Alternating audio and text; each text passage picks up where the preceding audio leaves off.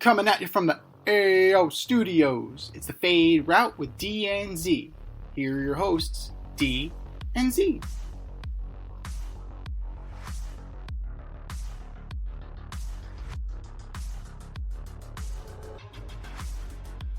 Powered by Riverside FM.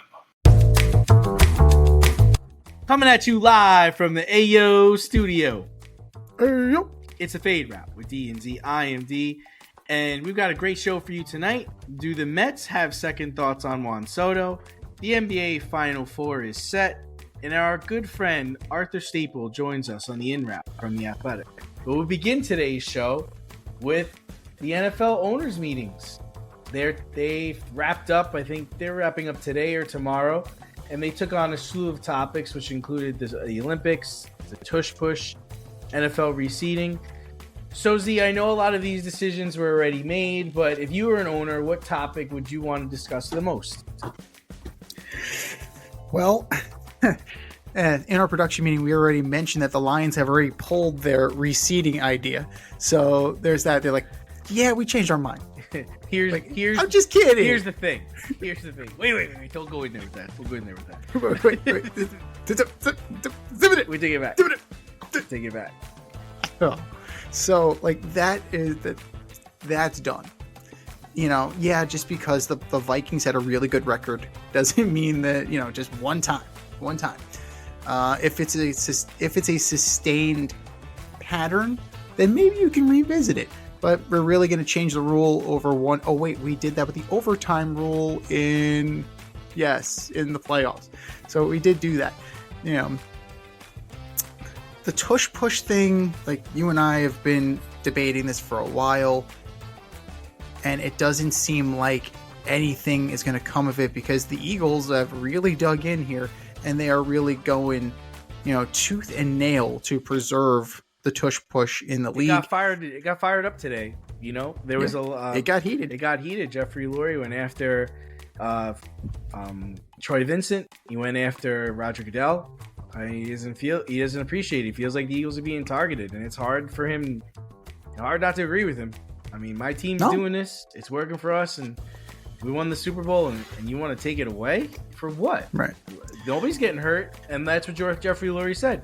People are getting hurt. Show me the data on the people getting hurt. Who's getting hurt? Mm-hmm. Oh, there is none. Okay. Oh, but just people's feelings. Oh, but when someone does get hurt, it could be a real problem. All right. Well, you know, so are kickoffs. So are, there's a lot of things that fall into that bucket. You know, don't give me that. You know, If you don't like it, stop it. That's it. You need a BMF. You need big friggin' Vita Vea right down there. Yeah. And he stopped. You're right. it. Draft guys. Get a nose tackle. Figure it out. Give me a nose tackle. Figure it out. Don't be in that position. Yeah. Give me a big fat Samoan nose tackle. I don't have to tell you. Here we go. So, I mean, by default, that leaves the Olympics, right? So you get to broadcast your game on a global stage. Now, they are doing flag football in the Olympics. I believe that has been approved. So we'll see how that goes. But, if you're trying to grow the game on a global level, that might be a better sell than the tourist commercials that you have for Brazil or Germany or France. I think they're playing a game in France this year. Are they playing a game in Spain? I believe they're playing a game in Spain. Like, you know, just play in the goddamn Olympics. Like, just do that. You know what? I'm with you on that. If we're going to do the Olympics, then that year we're not playing abroad. We're not playing abroad. That makes sense. Like, that makes sense to me. I'm sorry, Z, but if I'm an owner, I'm going into the meetings and I'm against it. I don't want my players playing in the Olympics. Flag football is not professional football, okay? I don't know if you've ever seen flag football be played, but there were NFL players, former players that played in the NFL Flag League, and they got beat. Like, it's a different game. You're doing double passes. You're a lot of running sideline to sideline. You're not tackling a person. You got to grab a flag. People are elusive. There's going to be chances for people to get hurt, people to pull hamstrings. I don't want it. I don't want my players going. I'm not on board with it. I'd rather go play the game in London than have my guy jump on this for what? What are they gaining from this? What are we gaining? We're gaining more international notoriety. Okay, I mean, we don't play flag football. We play professional football. That's like if MLB players wanted to play wiffle ball. If wiffle ball was an Olympic sport, it's like, what? What are you talking about? Like it's not the same. I don't want my guys doing it. It's hard enough to keep my guys healthy during an 18-game season or 17-game season. And now I got to not only keep them healthy for that, but I've got to worry about them stubbing a toe or pulling a hamstring or tearing a quad in flag. Nah, bro. It's not like baseball where they're playing 162 games, and if they miss 50 of them, they can still come back. I only get these guys for 17 games in the playoffs. I can't afford to miss guys for weeks or the start of training camp or anything or the first month of the season. And especially if I'm a team like the Browns or the Cardinals, that I need all my players. So I would be an owner that would go into that meeting and I'd be dead set against it. I don't give a shit about the tush push. There's no data that supports people getting hurt. A lot of people want to say it's a rugby play, it's not a football play. It's like, whatever, man. Like, I mean, so what? Like, figure it out. And then, so if you're gonna modify the tush push, right? Yeah. Like, I don't know. Like, there's got to be something. Like the whole Reggie Bush, Matt Leinart, right. That play was illegal. That's the part that they probably were trying to get rid of, is not being able to push someone from behind. Yeah. Which I can understand, but there's times when players are downfield and you have linemen pulling guys because they're stumbling or they're going backwards. It's like, well, where are we drawing the line with this? Like, right. If it's 4th and 1, I mean, people forget. I mean, the Patriots didn't do a tush push, but Tom Brady was damn good at a quarterback sneak. I mean, he was. They were. I remember, in the in the late 2000s, it was automatic. He was getting up to the line of scrimmage. He was looking left, looking right, and then kind of just diving to the left or diving to the right. And you couldn't stop him. He's 6'4". I mean, when he falls forward, he falls forward. So there was no talk about it then, and it was pretty automatic for the Patriots then. Then they did that shit on the goal line too. And he would stop all the time. Put the ball over and take it back and then walk away. So... Yeah. I don't want to hear it. The Packers can cry all the way home, and they played each other this year, the Eagles and the Packers. So the Eagles are definitely going to be doing that shit. 100%. It's just stupid. I mean, they have to have these conversations. And that's fine. But for me, my counter argument would be like, okay, you're going to keep the tush push, then I want the Luvu rule put in place where he was trying to jump the snap count. I should be allowed to jump the snap count if you're allowed to do that. Because you shouldn't be the referee shouldn't be wagging his finger at a defensive player for trying to play defense. Like, oh, you keep doing it, I'm just going to award them a touchdown. I'm going to turn this fucking car around. And my whole thing is, it's fine. Give them the touchdown. They're not going to score. They're not going to score doing it like this. They're going to have to score with you giving them the touchdown. And that's fine. I mean, that's the only. The thing is you've got to be able to get. They have their. That's the thing, is this whole thing isn't going to last forever. I mean, no. They have just the perfect lineman to run this play. Their center gets lower than anybody else in the league. They've got Lane Johnson. Mekhi Becton is a tackle playing guard. Mailata. Like, they're just built for this. And, like I said, it'll fail for them when they need it the most. And then they probably won't even do it anymore, Because it's a risk on their side too. It's possible that we won't get this. It's possible our quarterback could get hurt. It's possible we can fumble. Like, both sides are taking chances in doing this. So you can make your decision and live with it. Yep, there's risk in everything. There's absolutely risk in everything. So in other news, the 49ers have their quarterback for the next 5 years at least. Brock Purdy signed a 5-year extension worth $265 million and did not take this drama into training camp, did not take this drama into the regular season. Purdy will be one of the top 10 paid quarterbacks in the NFL, and he didn't handcuff the team from building around them. So, Z, what do you feel about the Brock Purdy contract? Was it warranted, or should they have looked elsewhere? Well, as far as the rest of the team goes, like they still have some work to do in order to give Brock Purdy, a good complement of healthy weapons, right? Because you have Ricky Pearsall's coming back from being shot. You have Brandon Ayuk, who had an injury plagued year last year. George Kittle, who I believe is injured as well. And then Christian McCaffrey, who's perennially injured. It's something in the water out in Santa Clara. But when you're looking at Brock Purdy, like, he's solid but unspectacular. If we were to describe him as a quarterback, he's a healthy Jimmy Garoppolo. Yeah, I would say so. Like, Brock Purdy, like, he makes the plays he needs to make, right? He's not flashy. He's not, a highlight reel. He's just a good, solid passer. He gets you down the field. He gets your team in position to win, and he doesn't turn the ball over that much. So he's what you want. He's what we used to call a game manager, and that used to be a dirty word. It used to be a very dirty, dirty word. But Brock Purdy is a solid player. You can do a lot worse than Brock Purdy. 3,800 yards, about 3,900 yards last year, 20 touchdowns, 12 picks, QBR of 67.9, 7th in the league. That's not bad. So he's definitely got room to grow. He's in a decent enough position, and the most important thing is that he didn't take this into training camp, right? He didn't hold the organization over a barrel. They seem to work together to get to the finish line here, right? They both wanted this, and they got what they wanted, right? So now, where do you go from here? How do you reinvest in this team that wasn't in the Super Bowl too long ago, right? They're not that far removed from being in the Super Bowl. So the Rams have gotten better. The Cardinals have gotten better.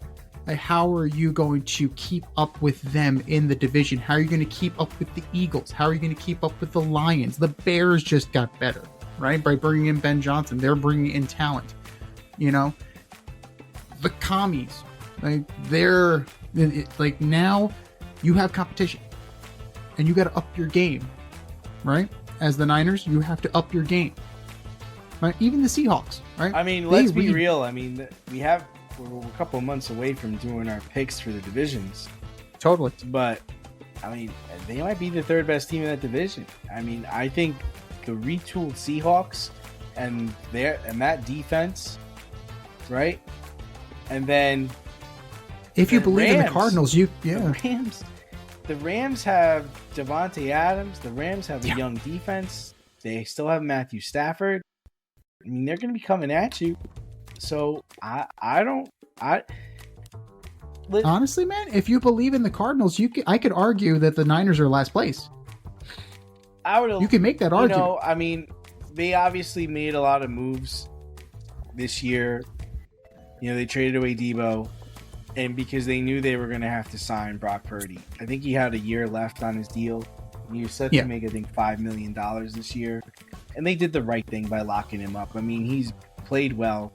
And really, he saved John Lynch's job. Saved John Lynch's ass, right? Because they traded up to get Trey Lance. And here comes Mr. Irrelevant, who, he got you the Super Bowl, got you the NFC Championship game. He's a good passer. He's a good quarterback. Let's not forget that he had a very serious elbow injury that sidelined him for most of the offseason. I mean, he came back and he was able to, do what he does. I don't know what Brock Purdy is without weapons, but then what is any quarterback without weapons, right? Like you said, They're going to have to build around him, but they've got their guy, right? They've got their quarterback. They're looking at everything else now. They believe in him. Everybody in there believes in him. He can make all the throws. He can make all the plays. He can run a professional offense. So I don't have a problem with it. I'm happy for him. because he's not playing without knowing what's going to happen. He doesn't have to loom under a 1-year deal. And the deal was team friendly. Like, they're going to be able to still get players. They're going to be able to build around him. I think they also signed Fred Warner to an extension. I just think their window is closing. And I don't know what he is without like a Christian McCaffrey and George Kittle and Brandon Ayuk and Samuel. Yeah, I don't know what he is, and we'll find out. We are definitely going to find out, and that's the issue, like, and because that's again, that's... next year is the quarterback draft, so it might have behooved them to let him, play on his last year deal, which he might have not done, and then see what happens. Because, Z, if he was to get hurt this year and you finish with a top 5 pick, what are you gonna do? What are you gonna do? You have the possibility of getting Arch Manning. You have the possibility of getting a slew of quarterbacks that are going to be coming out. You're just going to say, we got Mr. Irrelevant, we're all right? Well, it depends, right? If you believe in him, there's 2 ways you can go as far as I'm concerned. You could dangle the number 5 pick. Like, okay, you want a quarterback. You're lusting after a quarterback so badly. Pick a team, any team. Okay. Jets. Who would be better? Jets. Who would be better? Oh, the Jets. Okay. All right, fine. Always the Jets. The answer's always the Jets. It's lupus. The Jets are lupus. We're my house fans. It's never lupus until it's lupus. So, okay, cool. You want a quarterback. You want to trade for Arch Manning? Give us Garrett Wilson. Garrett Wilson for the number 5. I keep my quarterback. I get him a young, controllable weapon. He would love that. I'd love that if I was the Niners. Like they can go that route. And there's a team that is hungry enough and dare I say stupid enough to make that trade. So I think we just identified it. Jets. Yes. Lupus. Yeah, lupus. Yes. COVID. So, but then you have the other way, and just like Brock Purdy's on a team-friendly deal. Maybe instead of trading for a quarterback, you get out there and you deal him, right? Maybe you dip your toe in the quarterback market and you kind of acknowledge the fact that, yeah, maybe we're not going to be as competitive as we think we're going to be. So let's get out from under it. Let's deal off Brock Purdy. There are teams that are going to take this contract because it is so team friendly. And we can turn around and rebuild. The problem with that, John Lynch still drafted Trey Lance. Like that's the issue for me. Trade it up. Trade it up to draft. This guy is going to be selling tacos at the end of the season. Now, while he gets credit for Brock Purdy, he also takes the blame for Trey Lance. So it's one of those things that Where is Trey Lance? He's with Harbaugh, right? Yeah, he's with the Chargers. So that's all you can tell. He's become a journeyman backup quarterback in this league. So you have options. You have to let the season play out, and then you'll kind of like reassess and see where things go. But speaking of reassessing and seeing where things go, Greeny from ESPN suggested the NFL move to a draft lottery format similar to the NBA. He said it would be the most exciting thing to watch and it would promote more competition in the NFL. Huh? Is he onto something here, or has he been hanging out with Rob Manfred and Adam Silver? Yeah, he's on something. He's definitely on something. I don't know who wrote that piece for him. I'm trying to give him the benefit of the doubt and believe he did not write that for himself. But ChatGPT. The NFL literally has the best model. They have the best turnover in professional sports. There was a time when the NFC South had a different champion every year for like 5 or 6 straight years. The way that the draft works now, it allows the good teams to get better. It doesn't really, I wouldn't say it doesn't promote tanking, but tanking doesn't guarantee you're going to get a great player, it's going to guarantee that you get what you want. And that's not always the best thing. There's a difference. To have a draft lottery, that would just allow Roger Goodell and teams to fix everything, right? That allows them to take control of the draft process. We can give Dallas the number 1 pick. We can give New York the number 1 pick. We can give the Browns the number 1 pick. As it is right now, you have so many people that are so skeptical of the NBA and not believing in that product. And could you imagine? I mean, could you? And that's the thing. It was interesting about Greeny saying something like that because he's a Jet fan. You want the Jets never ever to get the number 1 pick because that's the only way they're going to get the number 1 pick, right?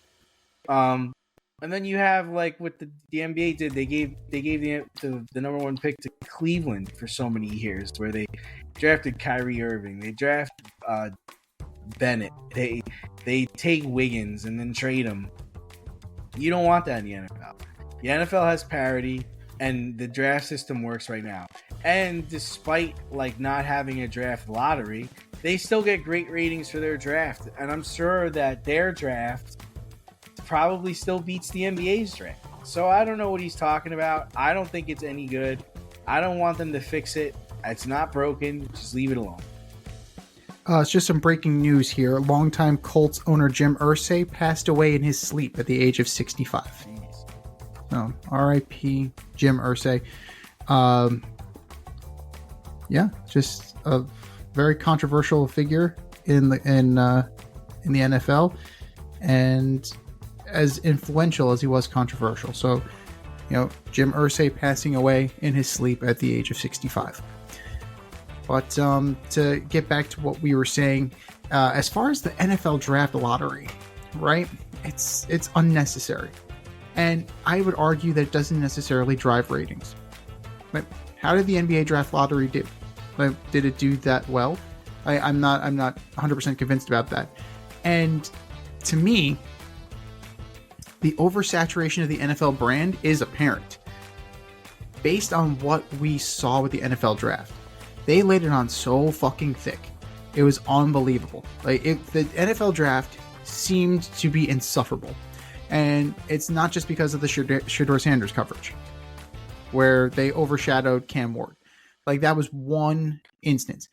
Then it became the whole schedule release thing, where they were hyping up and pumping up the schedule release event. And then a couple weeks later, you start getting the leaks of it. And then you get the schedule release event. Like, we don't need this. We don't need this. Right? And there's the NFL Combine gets broadcast on the NFL Net. It's too much.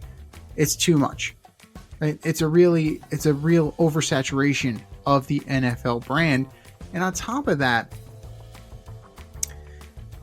you're really not helping out the other teams in the league, right? You have the haves, the have-nots. You have the 50 feet of crap.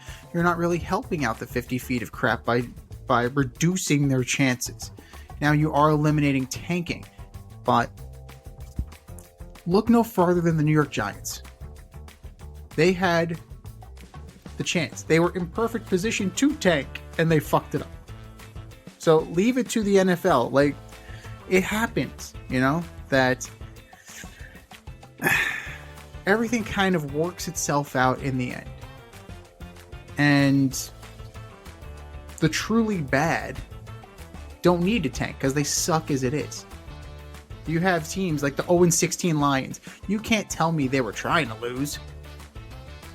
No, they weren't. They were just really bad. And that team, I believe, had Stafford and Megatron on that team. Yes. Yeah. So you can't tell me that the 0-16 Browns were trying to lose. You got professionals on that team with pride. They're not trying to tank. They're not hearing that shit. This isn't college. This isn't high school. And you're going to go and give the number 1 pick to a different team in a year where the Browns go 0-16? Right. That's a big fuck you. Right. It's like, thanks for coming. And thanks have for fun playing. with that. We're going to give it to the San Francisco 49ers. That's right. But, and look no farther than this year. You had 2 teams tanking in the NBA. 3. And then what happens? They pull out the fucking Mavericks come out of nowhere. Wait, you'd say probably what, the Wizards? Wizards and the Jazz. The Jazz, yeah. Yeah, those 2 teams were actively tanking to get Cooper flagged. Now, generational talent doesn't come along very often in the NFL, right? Like this year you have Cam Ward. Like, you wouldn't call him a generational talent. He wasn't hyped up the way like say a Trevor Lawrence was. Teams were trying to tank for Trevor. The lottery would possibly eliminate the tanking. And would Trevor Lawrence have ended up in a better situation than Jacksonville? Who's to say? I'm sure the NFL would have loved to have kind of revisionized it back then for somebody like Trevor Lawrence. Somebody like an Arch Manning. He's alright. He's not really a generational talent either. But at that level, it kind of makes sense. But overall, it's just oversaturated, overexposed, and it's starting to jump the shark for me. Avoid messy accidents. Get better stopping power with your brake pads. Callahan brake pads. You never know when you'll be driving in the road and there will be a truck tire that you need to avoid and save your family. Callahan Auto. We really care about what's under your hood. Moving on to the NBA playoffs. They continue as the season drives on, the second season. But at least now we're down to 4 teams. The Pacers will face the Knicks in the Eastern Conference Finals. Their game 1 is tonight. And the Thunder will face the Wolves in the Western Conference Finals. The Thunder blew out the Wolves last night to take a 1-0 lead. So, Z, who do you want to see in the finals? Who does the NBA want to see in the finals? And who do you think will make the finals? All different questions. All good questions, deep questions, different questions. So Knicks currently up by 7 at the half. As a New Yorker, I want to see the Knicks in the finals. Of course you do. Yeah, that's okay. When was the last time the Knicks were in the finals? 99? 1999, and they got their asses beat by the Spurs. Now, granted, they were an 8 seed, barely made it into the playoffs, and they worked it all the way to the finals. So, a little bit of a different story, a Cinderella story. This one, 3rd seed, more of a contender than a pretender. What I want to see out of this series is I want health. I want both sides playing to the best of their ability with all of their guys available to them and let the best man win. Last year, you didn't have that because of the multitude of injuries to the Knicks, and then Jalen Brunson goes down in the kill shot game. So, I want to see truly up and up who's the better team. And it's going 7. I can tell you that much. It's going 7. And I think the Knicks will be able to prevail in 7. After last night's match, right? After last night's game, it's hard to see the T-Wolves really sticking with the Thunder. Shai Gilgeous-Alexander, again, easy for me to say, proved why he's the MVP, right? He showed up in the 4th quarter. Anthony Edwards had double goose egg in the 4th quarter. So the T-Wolves need Anthony Edwards to be the guy. He's got to be the guy. They've been saying he's the guy. He's got to play like he's the guy. I think the league would want the Thunder and the Knicks in the finals. I think we're going to get Thunder Knicks. I'm hoping for Knicks Wolves, though. I would like to see that trade play out. I want to see who gets it in the short term. I really want that to happen. But the Thunder's just too good, man. The Thunder are just really, really good. And it would behoove the league if the Thunder made it to the finals. Yeah, so for me, who do I want to see in the finals? I'd actually like to see the Pacers and the Thunder in the finals. Get a chance to see 2 cities who are small cities, we get a chance to see two teams trying to win their first ever NBA championship. And you have the Pacers, who've been knocking on the door the last 2 years, 2 straight Eastern Conference Finals. And you have the Thunder, who've been amassing talent the last several years, draft picks, talent, and are in really prime position to take this league on by storm over the next few years. I think it sets up an interesting storyline where if the Thunder do win, it's like they didn't have Durant, they didn't have Harden, they didn't have Westbrook, they didn't have Perkins, they didn't have all these big names. They had one SGA, and he did what none of those guys could do, and he won the MVP that year. That's the story, guys. Who does the NBA want?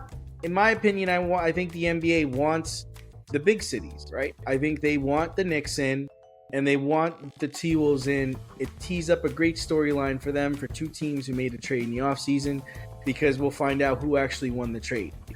The NBA is in an interesting position, right? Because you have a chance to take your viewership to another level. Now, a lot of people are going to argue that, okay, if the Knicks aren't in the finals, you're going to lose a whole audience. You're going to lose a large audience. That's fine.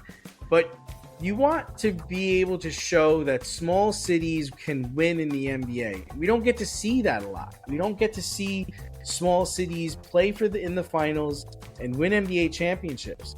So they have a chance where they'll have the Pacers, right? And you'll have the Oklahoma City Thunder. It's just like, whoa, two cities, two small cities. Both teams have stars, but not that many stars. And that's the other part the NBA could do. You can get off of the fact that you don't have a Steph Curry, you don't have a LeBron James, you don't have a James Harden, you don't have big names in this. Like SGA, that's a new name. That's not the Joker. Like, he's a new name, and that's another thing you get to do. Even if you have Anthony Edwards in there, he's a big name. He's trying to start. He's trying to show that he could take this league on its way. Now, who do I think is going to be in there? I actually got the Knicks in 7, and like you, I got the Thunder winning the series against the Wolves. So I've got Thunder and Knicks, which I think will be a very good series. It'll be interesting to see how they play one another. I think, in that particular, if it was to come to that, it's really going to come down to coaching. It's going to come down to stamina. Like, how long can you guys go? I mean, the Knicks have Hardenstein, which is the Thunder have Hardenstein, who's a former Knick. They have the MVP. Yeah. And the Knicks don't really defend well down low, outside of Mitchell Robinson. Well, I think Mitchell Robinson's really been the difference, right? I mean, him being there, he's he gets rebounds. He can't really score, but he plays good defense. This is a guy that really, I think he needs to have a large effect in this series. He had a large effect on the series last round. But like you said, it's about health. Can the Knicks stay healthy? Because this team, they log a lot of minutes. They're going to be doing a lot of work. And, the Knicks go into Oklahoma City. It'll be a good finals. It'll definitely be a good final. And any way you slice it, I think you're going to end up with an emerging star, right? Because if you have the Pacers, you have Halliburton. If you have the Knicks, you have Brunson. If you have, any of these teams has a marketable face. They have a marketable player. And even if you want to throw Rudy Gobert in there to go along with Anthony Edwards, like, you have marketable players. Is it going to be the super sexy matchup? Not particularly, but I think the NBA needs the Thunder there because the Thunder had the best overall record in the league. Like, I think it's not like the NHL where, we have this young scrappy team. They knocked off the Winnipeg Jets, or they knocked off the Florida Panthers, or that's great. That's a wonderful story. It doesn't work in the NBA because you have the haves and the have-nots. Like, you have such a disparity, right? Like, we're considering the Cleveland Cavaliers chokers. Yeah, Yeah, they were hurt. I think Kristen Okris thinks differently, but they were hurt. But 64 wins, 64 regular season wins going up against a team that won only 50, like, that should be a distinct advantage. And on paper, it looks like a giant choke job. Now, in reality, like, there were some mitigating circumstances. It's a giant choke job. It looks like a giant choke job. It does. But, when you actually watch it, instead of looking at it on paper, you kind of see the difference. Kind of like last year with the Knicks and the Pacers. Like, you have to actually watch it, right? You have to actually see that. And the injuries were a killer. And you're 100% right. Now, has Tibbs learned his lesson? No. Tibbs has not learned his lesson. He hasn't learned his lessons from Chicago. He hasn't learned his lessons from Minnesota. Like, he hasn't. No. He's not what you call a reflective fellow. He will pound his team into the ground. Now, the good thing is that he has guys like Campaign. He has guys like Landry Shamet. He has veteran players that he can rely on if he chooses to.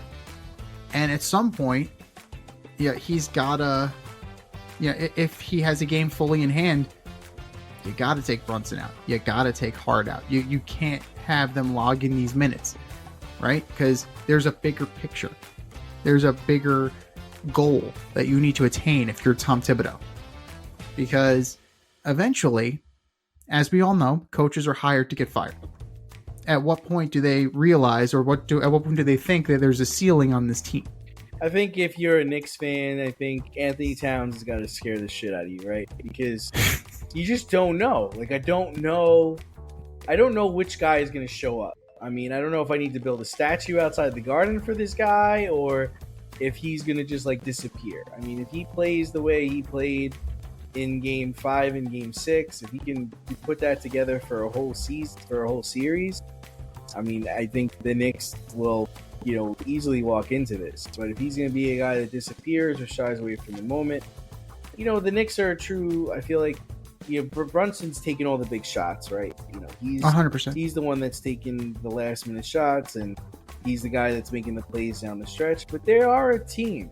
I mean, Hart, Bridges, they do well when they're all playing as a team, and they do play great team basketball. That's why I'm not surprised they're up on the Pacers right now. So I think that series will go back and forth, but ultimately I have the Knicks winning in 7. Step outside of your safe area and make a statement without saying much with FCK Clout Lifestyle Apparel. Embrace the colorful chaos and stay emotionally regulated in their graphic tees, hoodies, snapbacks, accessories, and more. Go to fckclout.com today and check out current season and past season merchandise for men and women. Get it while you can. That's fckclout.com. Check them out today. fckclout.com.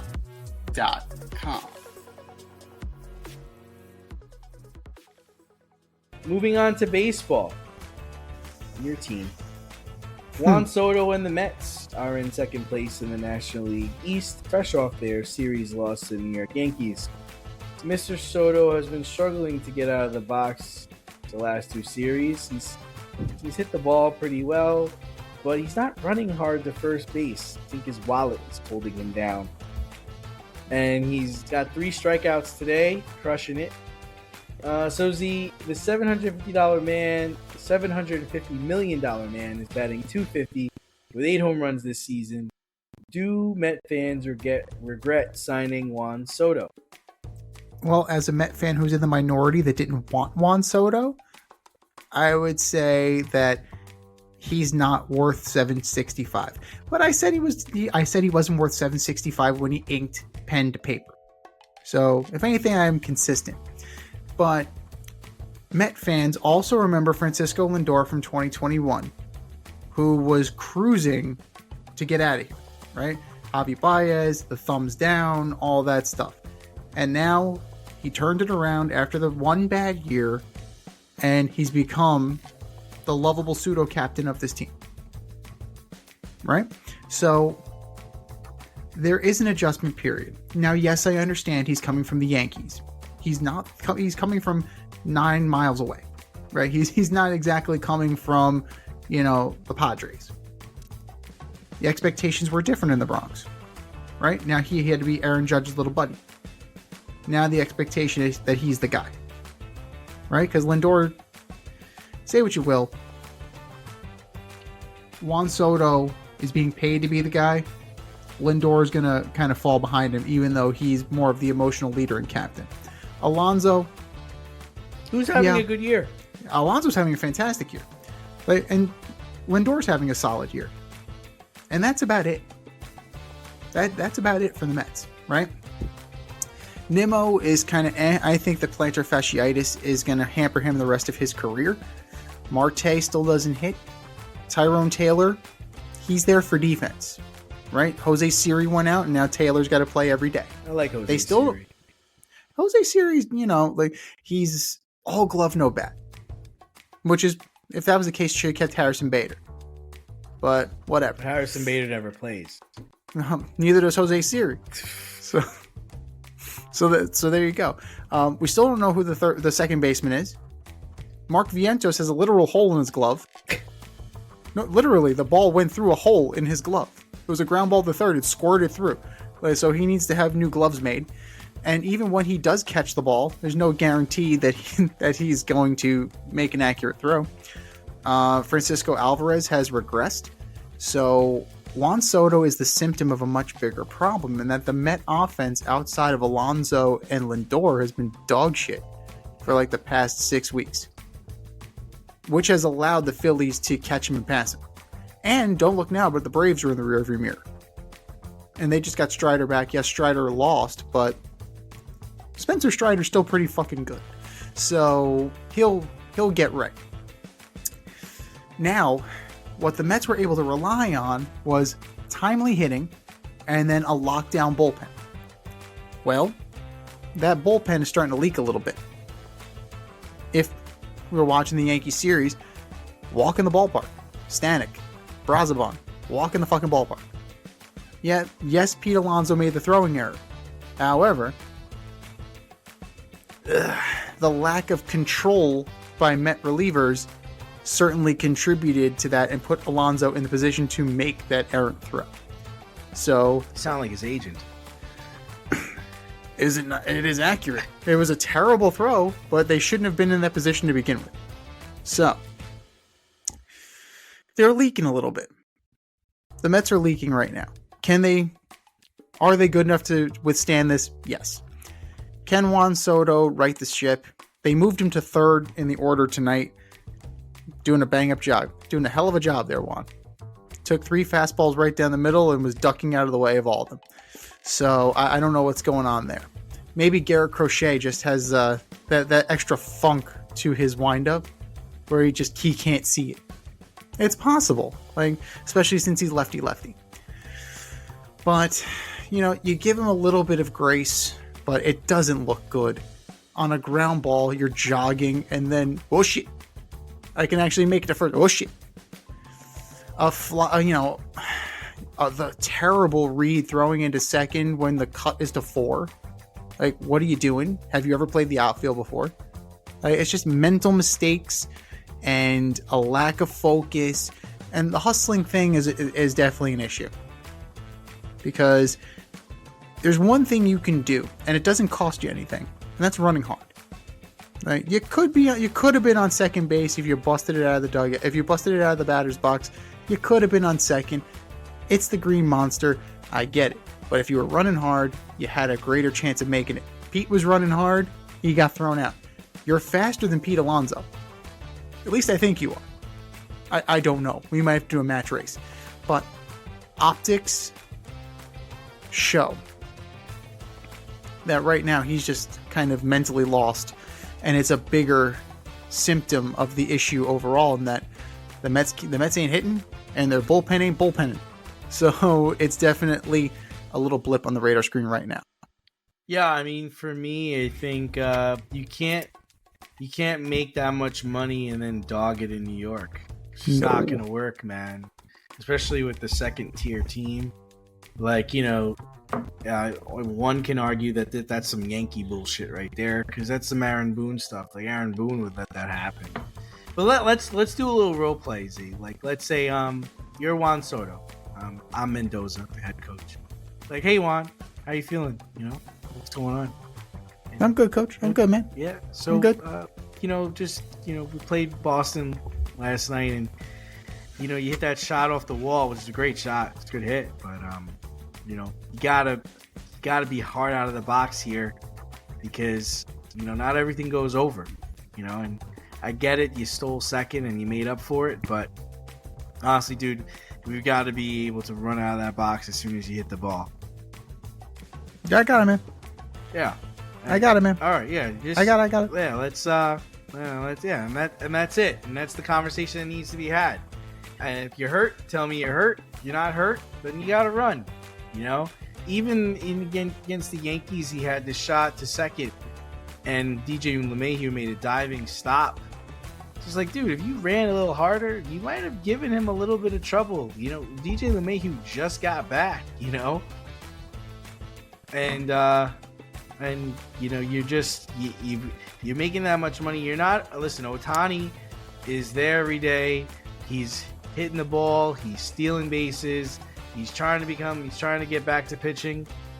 You've got to be that guy too. And like I said, you can't dog it here. I can't speak for Met fans. I'm not a Met fan, but I think there's got to be a little bit of regret. It's just like he kind of fooled you, right? Like, this isn't what you paid for. You didn't pay for 8 home runs through 7 weeks of the season.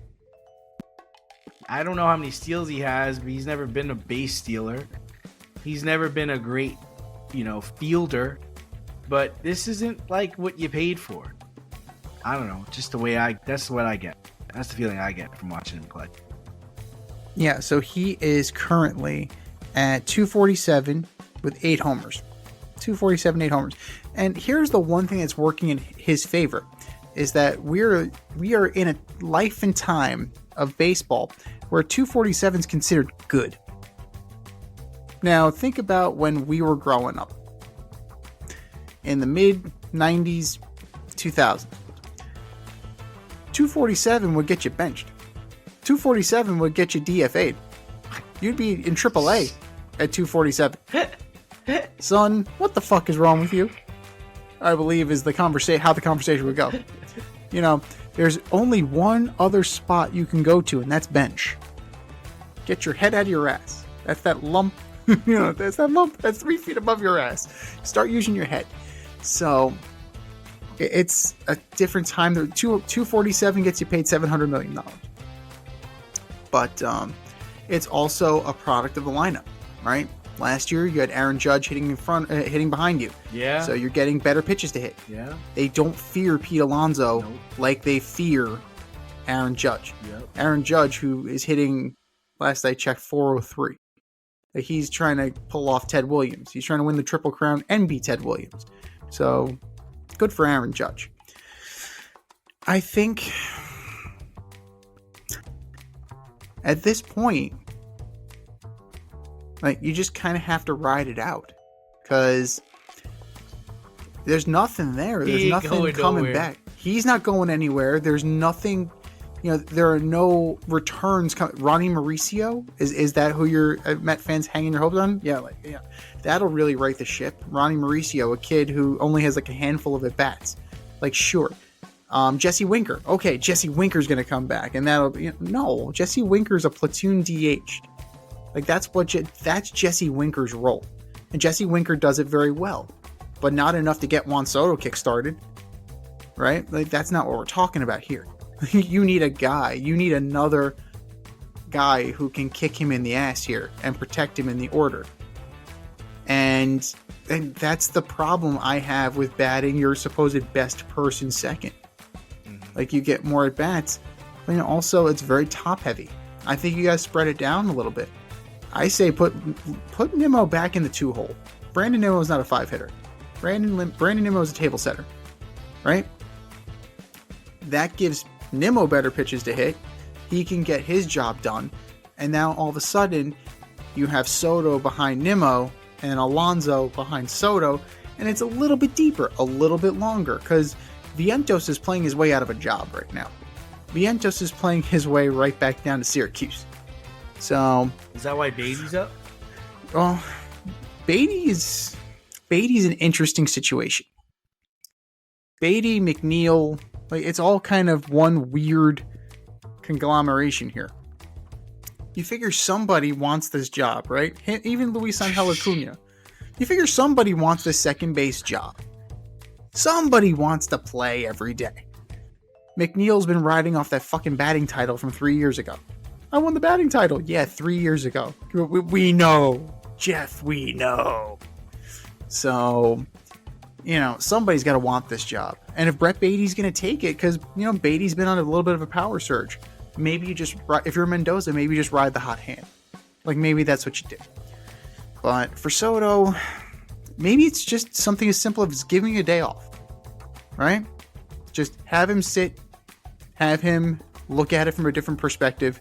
He is indeed scuffling right now. Clearly his mind is scrambled eggs.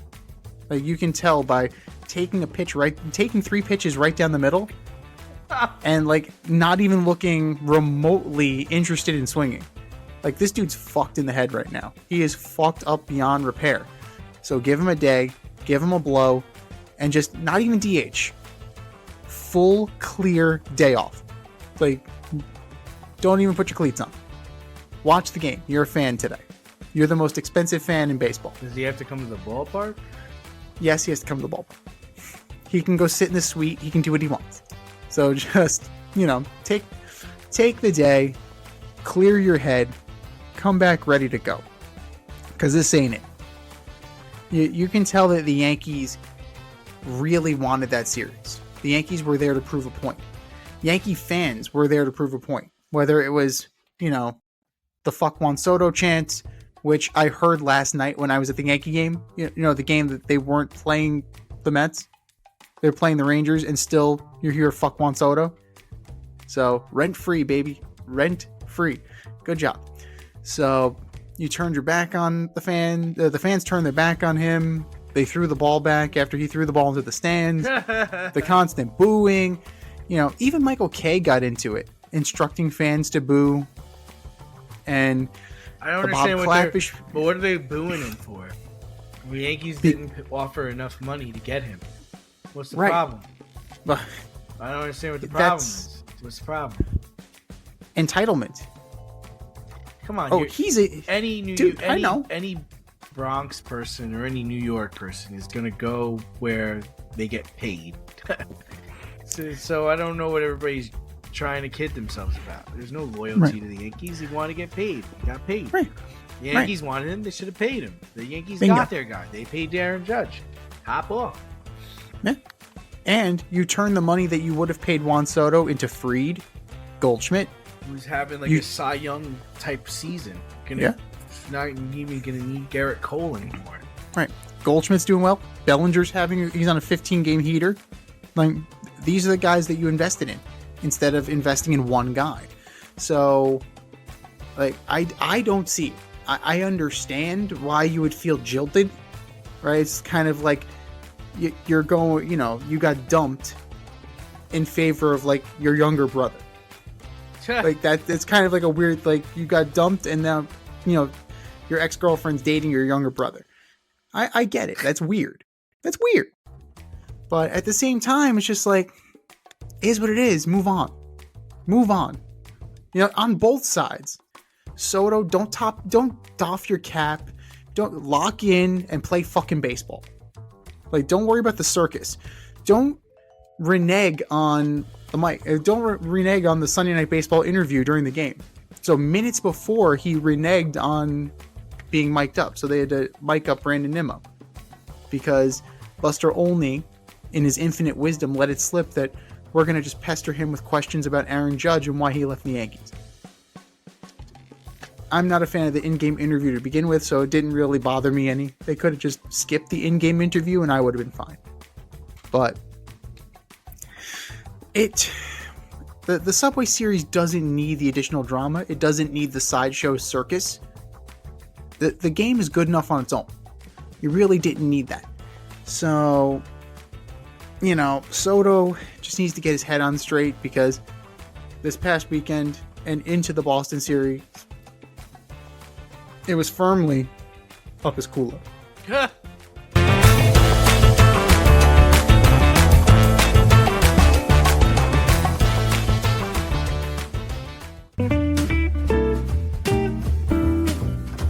Is your hair thinning or is your hairline receding?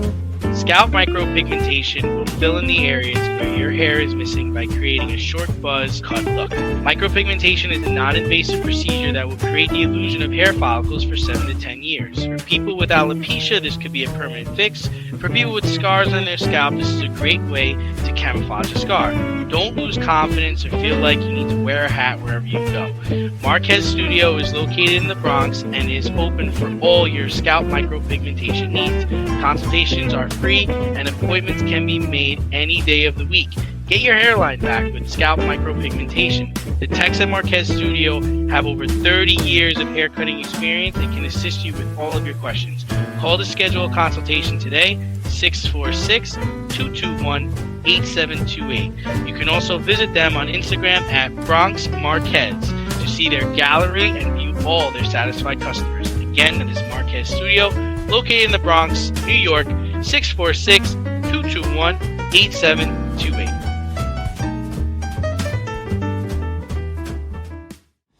It's the In Route, where friends of the show get a special segment with us. Want to be part of the action? Want to be the newest member of the In Crowd? Well, you know what to do. Hit us up, faderoutemail@gmail.com, or slide in our DMs on IG at FadeRoutePodcast, or drop us a line on X at FadeRouteDNZ, and you could be next.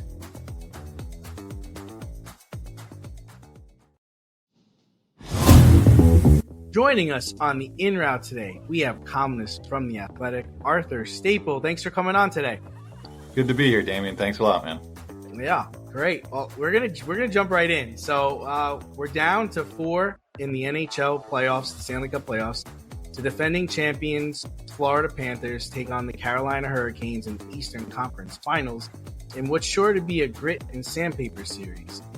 Florida added well-known irritant Brad Marchand from the Bruins at the deadline, and it seems to be paying off as they took a 1-0 lead last night. But you can never count out the Hurricanes, who can grind you down. So who survives the series and advances? We got a pretty good preview last night, but even before that, I probably would have said the Panthers. I just think they're kind of, they're built for this time of year, going for their third straight trip to the finals here. They dispatched Carolina in the Eastern Conference Final in 4 games 2 years ago. Those were close games, and even last night was a close game. But covering the Metro Division as closely as I do with the Islanders and Rangers here, I've seen a lot of Carolina. In the playoffs, and they are an impressive team. They've had an incredible run. I think it's 7 straight years now where they've won at least one round, which is not really a stretch that's been equaled by anybody else lately. Rod Brindamore and his Carolina team, they play a very certain style. They look for players who can play that style. It's high tempo. They're in your face at all ends of the ice. They throw a lot of pucks on net and look to create a little chaos, in front of the opposing net. And some teams can't really handle it. You saw Jersey and Washington really couldn't handle what Carolina was throwing at them the first 2 rounds. But it seems the Hurricanes always run into a roadblock, whether it's been Rangers a couple of times, Florida a couple of times. They just don't seem to be able to have that next year. They've got a really good team.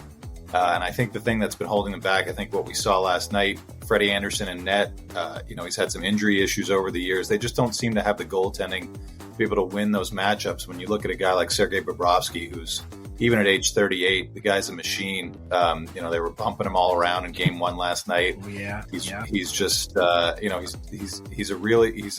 goalie like a team has to learn how to win. This guy's learned how to win. I've kind of been expecting him to fall apart with the amount of minutes he's played the last couple of years in 2 straight finals trips. But he just keeps on churning and made some good saves last night. Florida capitalized on their chances.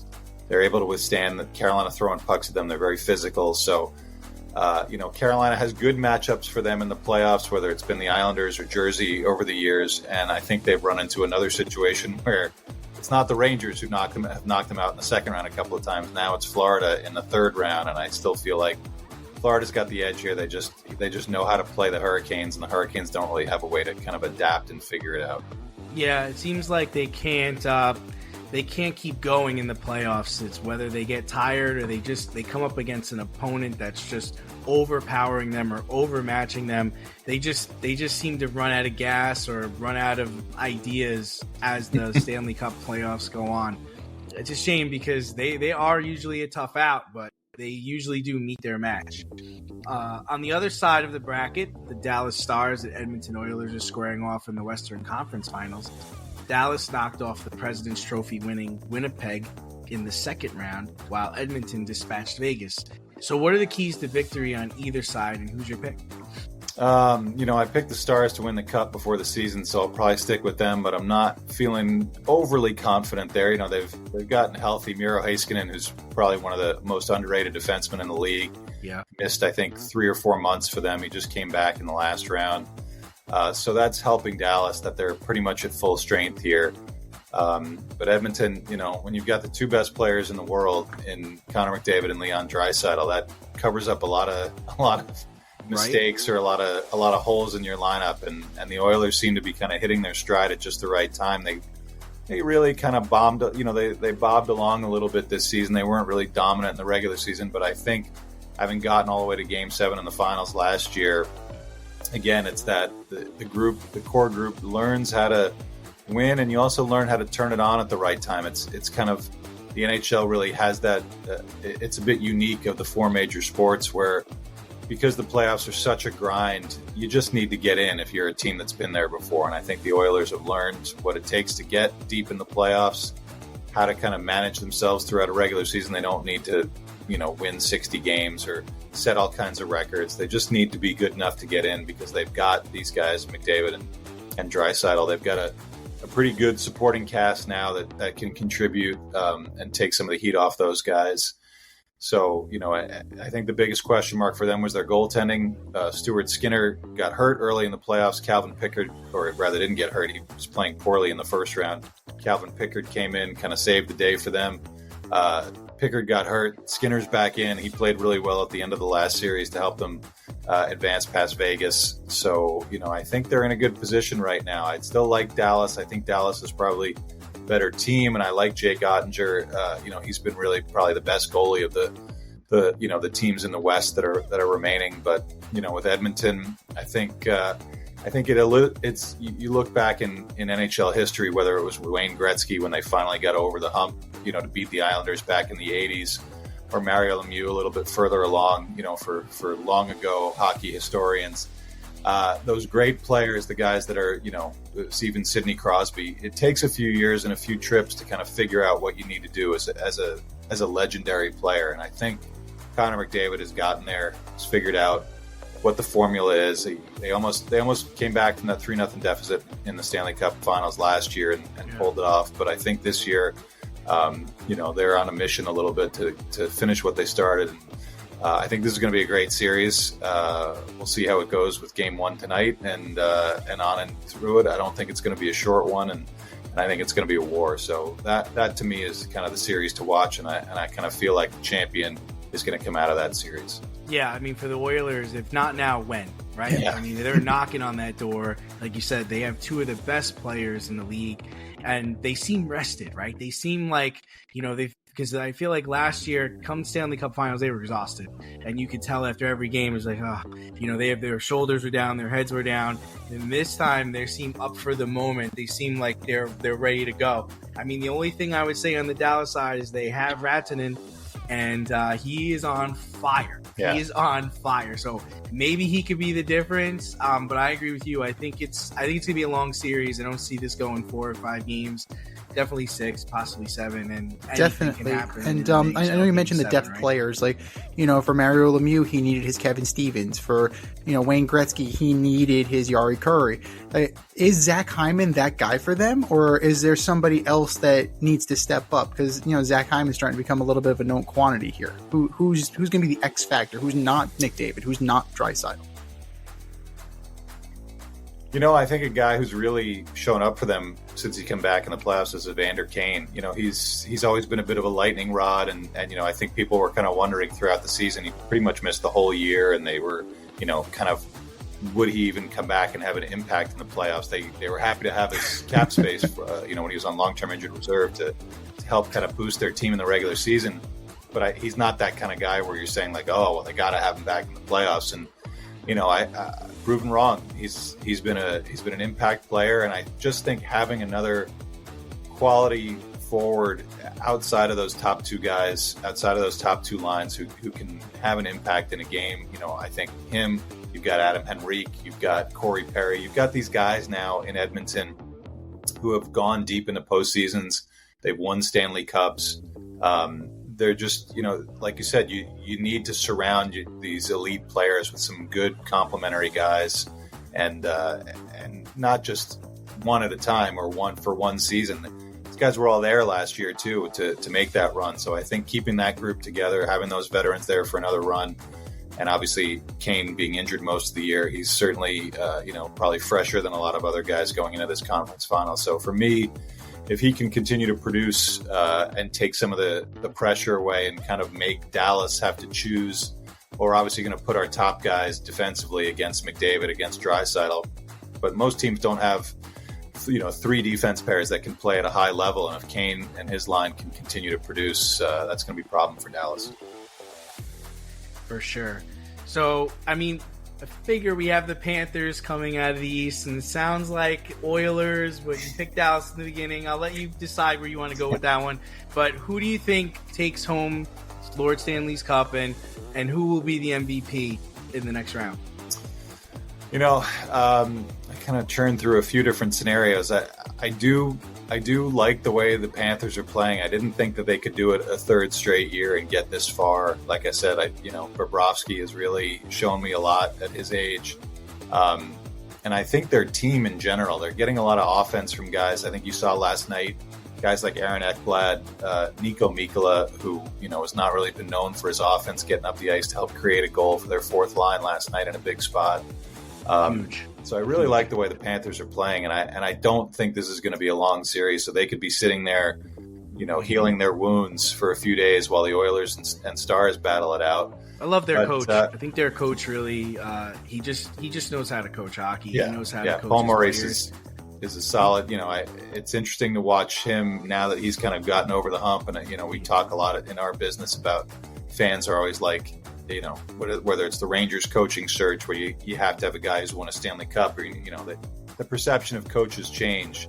To me, coaches in all pro sports, I think there's a lot of misunderstanding about what their main role is. It's not to throw stuff or get mad at your team when they're down. You really just drilling concepts into their head, being positive, creating a good environment while also trying to get them to do what you need them to do. And Paul Maurice is a master at that. He's been doing it for a long, long time. So, I'll say Florida gets there. I'll say Edmonton gets there, even going against my preseason pick, rematch for last year. And I'll give it to the Oilers this time. I think maybe there's something about them to try to finally get there. And if they're going to get there and win it, Connor McDavid's going to be the guy. It's hard to go against him.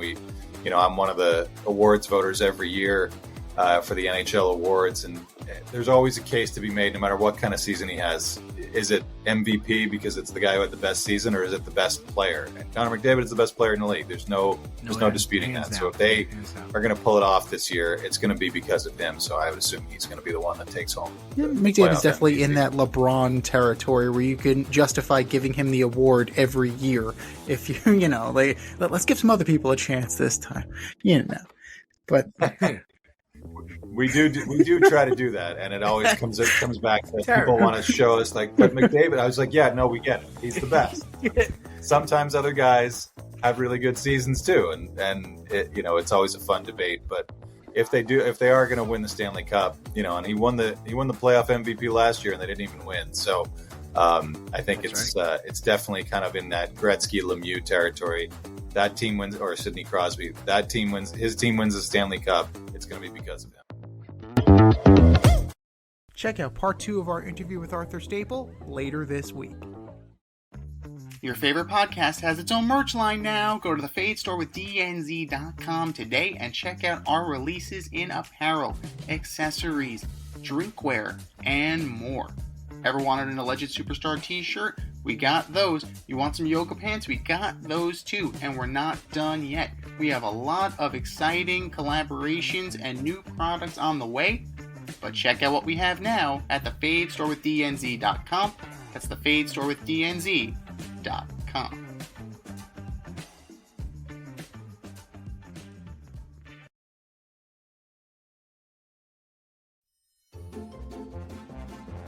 Who's the best of the worst this week in sports? The Fade Store presents the Alleged Superstar of the Week Award.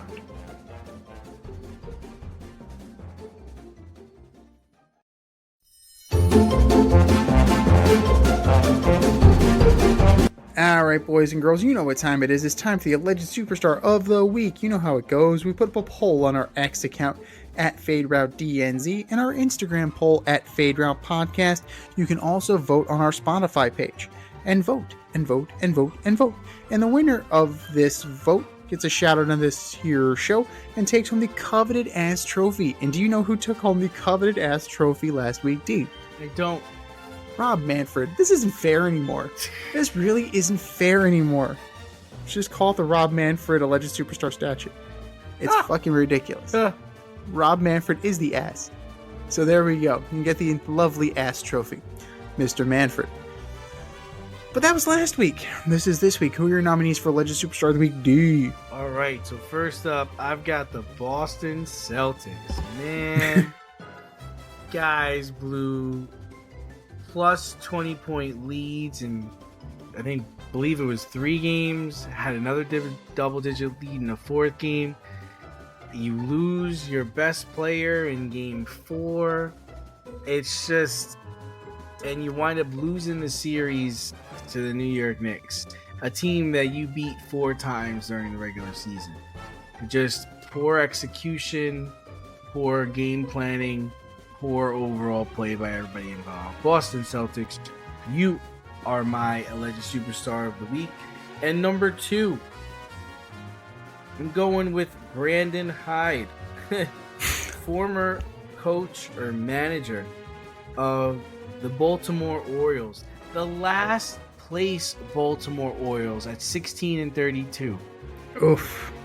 You should have been fired at the end of last season. What made them think that you were going to get off to a good start? There's a negative 85-point differential, and it is May 21st, my man. You were relieved of your duties, and now the Orioles season seems lost. Brandon Hyde, you are my Alleged Superstar of the Week. And number 1 is the Toronto Maple Leafs. I mean, listen, I get that you were playing the Florida Panthers, but at one point you were up 2-0. And then you force a game 7 and you get blowed out at home 6-1. And I don't know if Matthews had any goals in the series. I'd have to look it up. But I know at one point he didn't have any. Doesn't work like that, man. Toronto Maple Leafs, you are my Alleged Superstars of the Week. What do you got, Z? Yeah, well, I think that's the last we've seen of the Toronto Maple Leafs as presently constituted. Marner's a free agent. Tavares is a free agent. They got to blow that thing up. Wow, John Tavares is still playing hockey. Oh yeah, John Tavares is still there. So he tucks himself in at night on his Maple Leaf comforter, and he dreams about going back to the island and playing for the Islanders. I immediately regret that decision. Well, too bad, John. Too bad. You won UGATs with Toronto. So there's that. I'm going to start with Juan Soto. And the Mets in general. Like, they got outclassed by the Yankees over the weekend, and it was just a friggin' media circus and frenzy around one Mr. Soto. Refusing to do the ESPN in-game interview after initially agreeing with it, tipping your cap to Yankee fans who are booing you and chanting "fuck Juan Soto." Just lackadaisical, lackluster play. A ground ball to DJ LeMahieu, who is, 0 healthy feet. Like he hasn't played in like 2 years because of his feet. Like he can't. You're jogging to first base on a guy who can barely walk. Come on. He can't run. He can't run, dude. But neither can Juan Soto. He's jogging to first base and then, oh shit, I got a chance to beat this out. Like, what are we doing here? The fuck are we doing here? And the errant throw into second base ended up not costing them immediately, but it's just an error. It was just piss poor, lackadaisical play for Mr. Soto, capped off by the Mets' inability to play solid defense. Pete Alonso, I'm looking at you. And then the bullpen. Walk upon walk upon walk. Ryan Stanek, Huáscar Bazaban. Like, not a good time to have your worst outing. Reed Garrett had a mediocre outing. Guys, you picked the wrong weekend to have a bad weekend. New York Mets, you are my alleged superstar of the week. Number 2, Manchester City. No Champions League, no Premier League, and no FA Cup. Over the season in trophies, Pep's boys are kind of spiraling right now. You lost to 12th-seeded Crystal Palace in the FA Cup final. Yes, there was some controversy. Yes, Dean Henderson should have been sent off for an illegal handball. But guess what? He wasn't. You had the team. Your team is better. Your team has all the star power. Your team has the goal scorer, Erling Haaland, who for some reason did not take a crucial pen. Instead, he left it to Omar Marmoush. Okay, fine. Maybe some gamesmanship, but hey, it didn't work. All you need to know is the chant of Crystal Palace as they were celebrating. 12th again, who gives a fuck? We won the FA Cup. Man City, you are my alleged superstar of the week. And number 3, I could go with the Winnipeg Jets. President's Trophy winners, number 1 in the NHL, number 1 in the Western Conference. Adios, muchacho. Dallas Stars knocked your ass out in overtime on a power play goal, which was a rough one. You can't excuse the team, but you can't excuse Mark Scheifele. Hard day for him. Hours before his dad passed away, played to honor his father, scored a goal in a Game 7, ultimately took the penalty that cost them the game. But, you hold your head up high, Scheifele. You represented yourself, your city, and your family well. Your dad, as Pete DeBoer said, your dad would have been proud. But this award's for the rest of the team. You can't be the number 1 overall team and get bounced like that. Winnipeg Jets, you are my alleged superstar of the week. I think we said our piece. Go to our X account at FadeRouteDNZ. Go to our Instagram poll at FadeRoutePodcast and vote on our Spotify page. And vote, and vote, and vote. And for our nominees. You're better than that. Just do better. Just do better. This has been the Fade Route with DNZ. Thanks for tuning in tonight. Catch our podcast on Wednesday nights on Spotify, iTunes, iHeartRadio, or wherever you listen to your podcast. So until next time, stay fade, everyone. Time for us to run the go route. We'll talk to you next week.